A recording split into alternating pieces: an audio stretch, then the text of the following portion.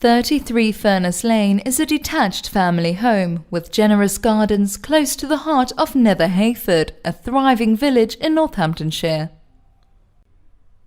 The main hall has a dogleg staircase rising to the first floor and a glazed partition with double doors leading into a large dining room, which also has sliding doors onto the patio.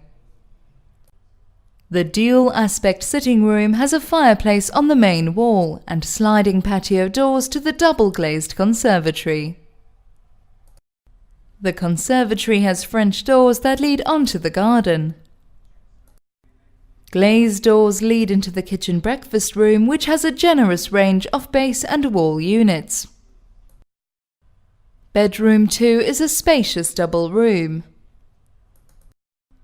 Bedroom 1 is also a spacious double bedroom.